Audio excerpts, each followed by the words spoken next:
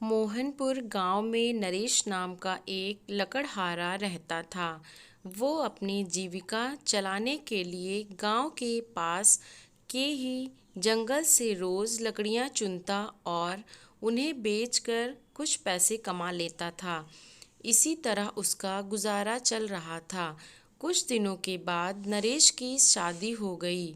उसकी पत्नी बड़ी खर्चीली थी, इसलिए अब उतनी लकड़ियों को बेचकर घर चलाना मुश्किल हो गया था। ऊपर से नरेश की पत्नी कभी नए कपड़े खरीदने के लिए तो कभी किसी दूसरी चीज़ों के लिए नरेश से बार बार पैसे मांगती थी। अगर पैसे ना मिले तो रूठ जाती। नरेश अपनी पत्नी से बहुत प्यार करता था, इसलिए उसकी नाराज़गी वो बर्दाश्त नहीं कर पाता था। नरेश ने ठान लिया कि वो अब ज़्यादा लकड़ियाँ इकट्ठा करके बेचेगा, ताकि उसकी पत्नी को रोज़ रोज़ पैसों की कमी ना हो। पत्नी की इच्छा पूरी करने के लिए नरेश आज घने जंगल तक चला गया और बहुत सारी लकड़ियां चुनकर बाजार में बेच दी। ज़्यादा लकड़ियों के ज़्यादा पैसे मिले तो खुश होकर नरेश ने सारे पैसे अपनी पत्नी को दे दिए। अब रोज रोज नरेश ऐसा ही करने लगा। देखते ही देखते उसके मन में लालच इतना बढ़ गया कि उसने धीरे धीरे पेड़ काटना भी शुरू कर दिया। पेड़ काटने से और ज़्यादा लकड़ियाँ हो जाती थी और उसे अधिक दाम मिलने लगे। लकड़हारा हर हफ्ते एक पेड़ काटता और लकड़ियाँ बेचकर मिलने वाले पैसों से अपनी पत्नी के शौक पूरे करता।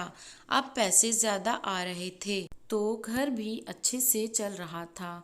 धीरे धीरे नरेश ने पैसों को जुए में लगाना शुरू कर दिया। जुआ खेलने की लत ऐसी लगी कि नरेश एक मोटी रकम इसमें हार गया। अब इस रकम को चुकाने के लिए नरेश ने एक दो मोटे मोटे पेड़ काटने का फैसला लिया। जैसे ही नरेश ने जंगल में जाकर अपनी कुल्हाड़ी को एक बड़े से पेड़ पर चलाने की कोशिश की तो उस पर पेड़ की टहनी ने हमला कर दिया। नरेश चौंक गया, फिर उसे पेड़ की एक टहनी ने लपेट लिया। नरेश कुछ समझ नहीं पाया था कि यह सब क्या हो रहा है। तभी पेड़ से आवाज आई, मूर्ख, तू अपने लालच के चक्कर में मुझे काट रहा है। तू सारे पैसे जुए में लुटा देता है और फिर पैसे लौटाने के लिए पेड़ काटने आ जाता है। तुझे पता है कि पेड़ कितने कीमती होते हैं। हमारे अंदर भी जान बसती है और हम तुम इंसानों को जीने के लिए हवा, धूप में छाया और भूख को शांत करने के लिए फल देते हैं, लेकिन तू अपने स्वार्थ के लिए हमें ही काट रहा है। पेड़ ने कहा, आज तू रुक, यही कुल्हाड़ी मैं अब तेरे ऊपर चलाऊंगी। पेड़ की टहनी कुल्हाड़ी से नरेश पर वार करने वाली ही थी कि वह गिड़गिड़ाने लगा।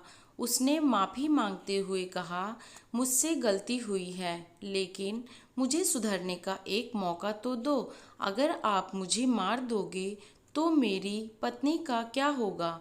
वो अकेली पड़ जाएगी। आज से मैं किसी पेड़ को नहीं काटूंगा, यह प्रण लेता हूँ। यह सब सुनकर पेड़ को नरेश के ऊपर दया आ गई। उसने नरेश को छोड़ दिया। छूटते ही नरेश भागकर अपने घर गया और पैसों के लालच में न आने का संकल्प ले लिया। तो दोस्तों, हमें इस कहानी से यह सीख लेनी चाहिए कि लालच में आकर पर्यावरण के साथ खिलवाड़ नहीं करना चाहिए। हमें ऑक्सीजन पेड़ से ही मिलती है, इन्हें काटकर हम खुद अपने जीवन में संकट को ला रहे हैं। दोस्तों, ये थी हमारी छोटी सी कहानी। आपको कैसी लगी कमेंट करके ज़रूर बताइएगा। एंड दोस्तों, मिलते हैं आपसे नेक्स्ट वीडियो में।